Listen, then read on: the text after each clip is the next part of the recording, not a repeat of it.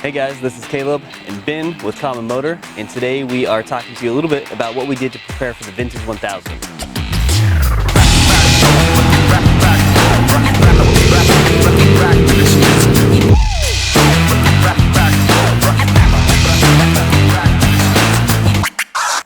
So if you don't know what it is, the Vintage 1000 is a 1,000-mile off-road run, pre-1980 or 1980 and older motorcycles only allowed.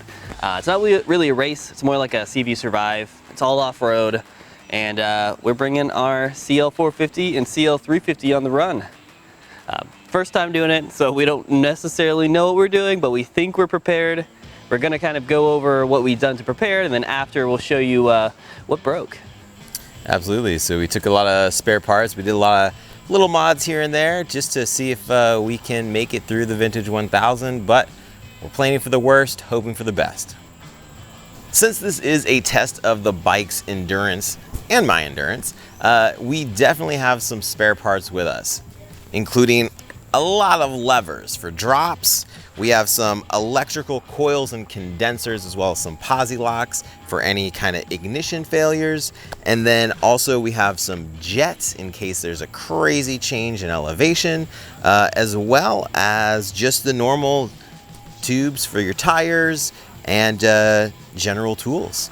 So the CL350 is a semi-capable off-road bike, but I definitely had some less than perfect stock parts, so I did a couple things.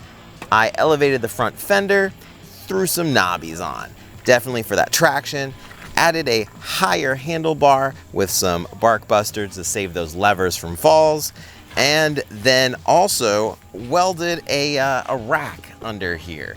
It was based off of maybe a 450 kind of back loop, and then welded a rack on top of it. Yeah. What about that luggage? That luggage. So under here we have the giant loop Coyote and several kind of amalgamation of things just to kind of keep it tight, keep all the weight kind of a little bit forward, but also like not too far back. You guys know this motorcycle very well. It's the Fixin' to Ride CL450, but I did have to recently do some mechanical stuff to it. I just crossed the 1,500-mile threshold, so I did the whole cam chain, valve adjustment, timing. I also majorly changed the sprockets. I went up in the rear and down in the front. Hopefully the torque is a little bit helpful because this is a heavy bike for off-road. Past that, I went with an LED headlight up front recently too. The woods are dark, hopefully that helps.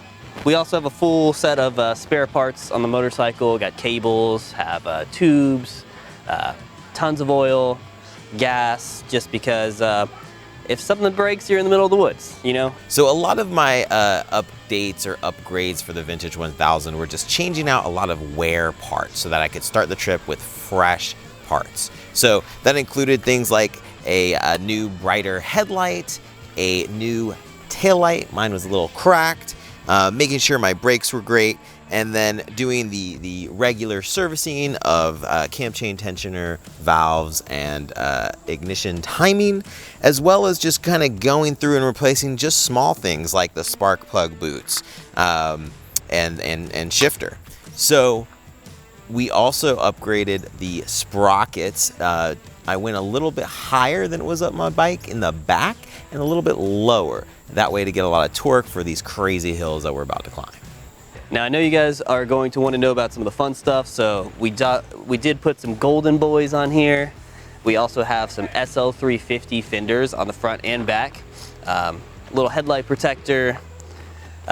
Everything's navigated by roll chart, so Ben and I both have roll chart holders on bikes. Also went some giant loop luggage. I think I'm really happy with the setup. Also found a little CT90 gas can, because that's kind of cool. A lot of people are wondering where that is from on the story. And then on the right side I have a big showy vintage side case that I picked up a long time ago. So pretty happy with the setup. I'm hoping nothing breaks.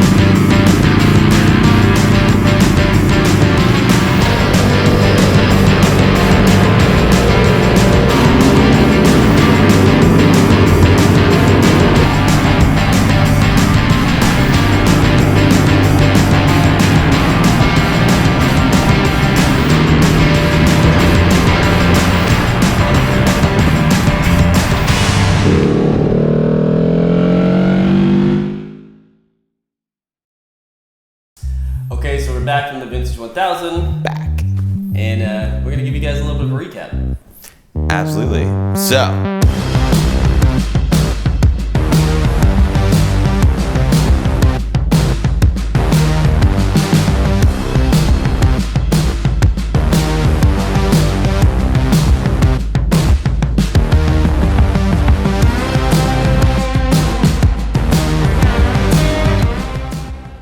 day one, what did we learn? We learned that we're not good on gravel. Yeah, I mean, this was a big first for both Caleb and I riding off-road, as well as in a just completely different environment. Texas is pretty flat, and Tennessee has a lot of hills, Tennessee, Georgia, North Carolina. So that was a really fun experience. Also learned how to navigate by roll chart. That was also a first. Yeah, I've never navigated by roll chart. And kind of one of the biggest, not really big things, but I mean, I went down a few times on the first day, of course, in those gravel corners, took them too fast. Luckily got out without breaking anything, but I did manage to lose both of my shock nuts. First day? First day. I luckily brought two spares and I Loctited them on, but I was shocked by all the missing shock nuts. Another big first was the amount of water crossings and kind of deep water crossings. So I was running the stock air boxes with our air filters that we sell. And the only difference is that since I'm not running my stock battery box, I don't really have a good connection tube in between the stock air boxes. So I got a little water in my air filters and it caused me to die in the middle of the river, pushed it on out, went through a couple of kind of diagnostic checks, ended up with the air filters, and I had to run the rest of the day, no air cleaners. Yeah, and that might have played into some things in the future. It's not great to run without your air filters. It can suck dust and everything into the pistons. But it was kind of, it's a lot of like, you just have to keep going. You really have no choice. You're stuck down like a 10-mile gravel road. Like you got to ride out. So in the situation, Ben's air filters were wet. His bike wouldn't run. Took them off to get out. Exactly. So, I mean, yeah, it's kind of trial by fire. Air boxes are not something we brought a spare of, but the bike was still able to run without them. So I was first of the pack, so we got the cleanest air, and then only did that for the next, I don't know, maybe 20 miles or so. After a certain period of time, we hit some pavement, so pretty clean air. Yeah. So day two was a high mileage day, probably averaged about 230 miles. And so the night before with my wet air filters, I tried to dry them by the fire just a little bit. And so fingers crossed in the morning, started the bike up with them on. Not quite dry enough, so I had to crack the left side just to give it a little bit more air. And then the bike ran fine. Ran it for about a couple hours till the air boxes dried, and then I was back in business. Yeah. No, nothing crazy happened to me. It was just a high mileage day, so just a lot of miles to cover. All right, so day three was the first super technical day. The water crossings were intense, but we had a huge hill climb after a water crossing. Straight up for many miles. With this crazy like motorcycle deep gullies on the side, and you'd like ride around the berm on the edge. Definitely put my bike down a few times, gently as I could, but just inexperience played a huge factor in that, but kept going, started back right up, got it done. Yeah, we made it up there. I blew a fuse on the way, I didn't break anything, but dropped the bike a few times as well. Just at some point you just hold on and you're like belly on the seat trying to go up this huge hill. Yeah, it was intense, but very gratifying at the top. Yeah. But we also hit the highest point east of the Mississippi, Mount Mitchell. Yeah, rode all the way up there. Bike started to get super rich, which was we're in Houston, so we jetted for Houston. Elevation change was a couple thousand feet. Yeah. Man, yeah, really does a number. So we did pack extra jets, but this was such a short excursion up and down that we didn't bother switching them out. Yeah, we just made it up there, and then we pretty much just coasted back down, so we didn't have to run them super rich. Absolutely. Day four, not to be outdone by day 3 was pretty technical. Had a couple more water crossings, one of which you had to turn in the middle of the river. Yeah. And then some pretty hefty size boulders you had to get around on the path. I feel like just most of the roads were just huge banks, so we kind of learned to pick up the pace and go faster, because the faster you go through some of these bigger bumps on the road, the less you feel them, which was counterintuitive to learn for me, but it definitely helped. And we're talking fast, like less than 35 miles an hour, which is pretty fast on these kind of slick gravel roads. Yeah. At least in our level of experience. Yeah, I mean the difference between like 25 and 35 was world, because it was really hard to ride at 25, but it felt safer. 35, it was so much smoother. You just had to be prepared for the corners.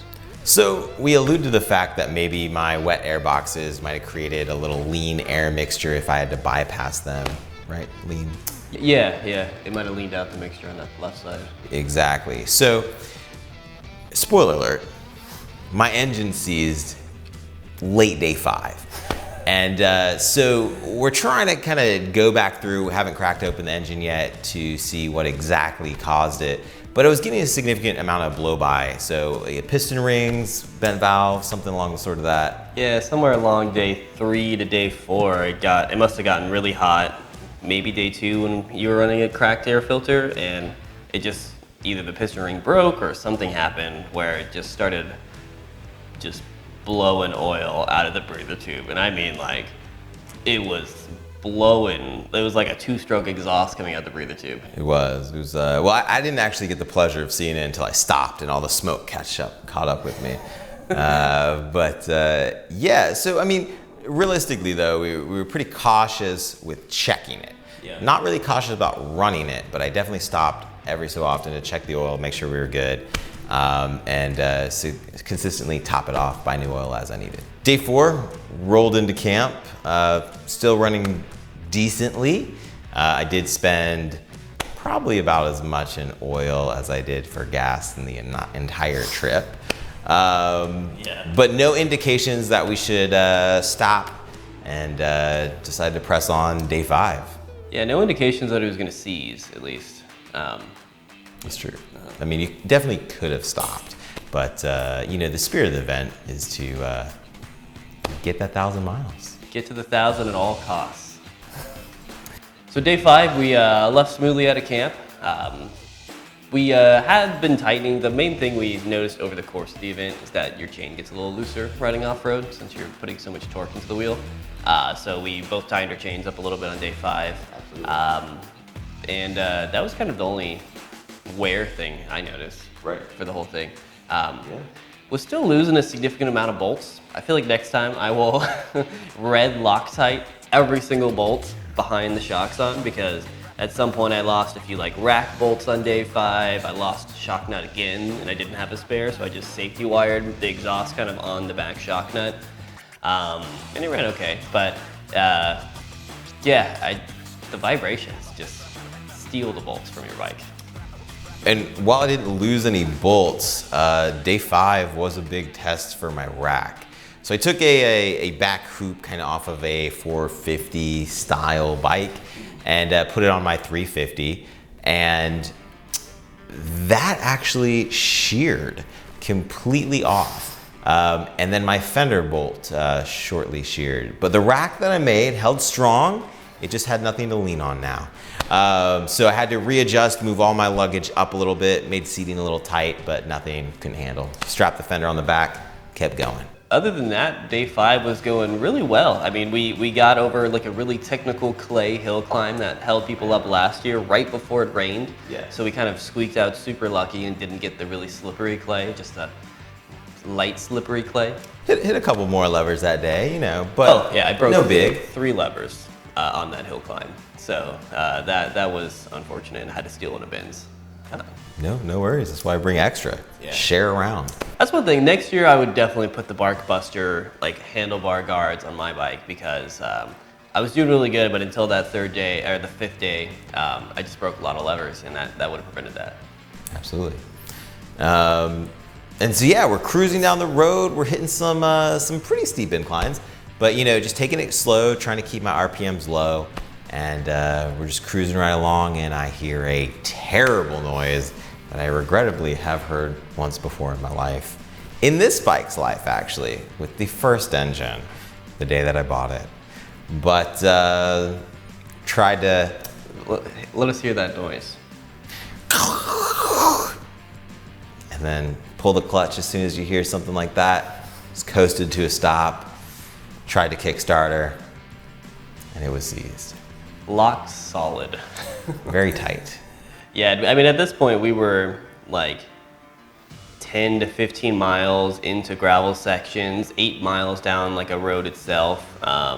I mean, we were pretty deep in like the mountain gravel roads at this point. We were probably about like 67, 68 miles from the finish. Like this was the last gravel section. So close. Almost back to only road pavement all the way back into Chattanooga, and just she gave up.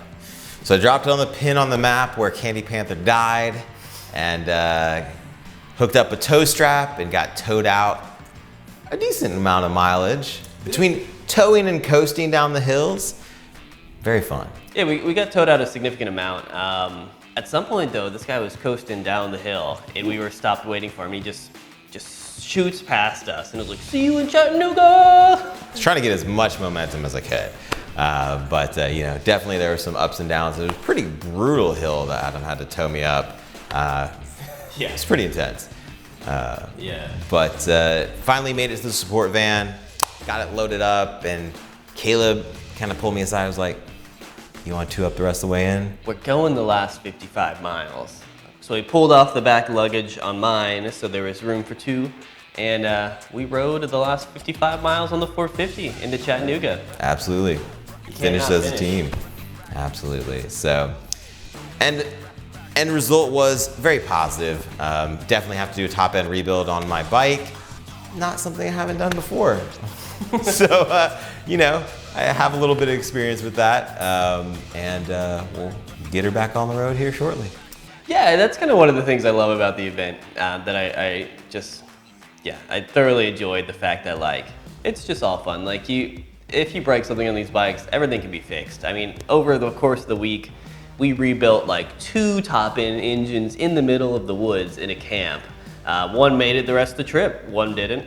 That was kind of cool. It's true. Had some problems with points and overheating. Points overheating, bikes were on and off. One guy lost 3rd and 4th gear, so he was just cruising the whole day in 2nd gear, going probably like 15 miles an hour on a little 2-stroke. Yeah. But I mean, the spirit of the event is just like, just keep going, get as far as you can. If you get broken down, people are gonna stop and help you fix it so you can get going again. And that was kind of why like, we were so close. 55 miles. So close. You might as well both ride back into the finish line. So we both rode back in and made it all the way. I would almost say the 450 did better in gravel with both of us on it. I felt like the extra weight was fantastic. I felt more confident on the gravel than the whole rest of the trip. Exactly. After all that, the Vintage 1000 was just a phenomenal event. Thanks to Adam and Jamie at Speed Deluxe in Chattanooga for hosting the Vintage 1000. Can't wait to possibly do it in the future. And it was just a really great time. Yeah, we'll leave all the information below if you guys are interested in doing the Vintage 1000. 10 out of 10 would recommend. If you feel like you don't have the bike for it, honestly, it doesn't matter. Ride what you have. That's kind of the whole fun of it. I think that's it for this video though. Don't forget to like and follow us on Facebook and Instagram, subscribe to our newsletter over at common-motor.com, and subscribe to this YouTube channel right down below. See you next time.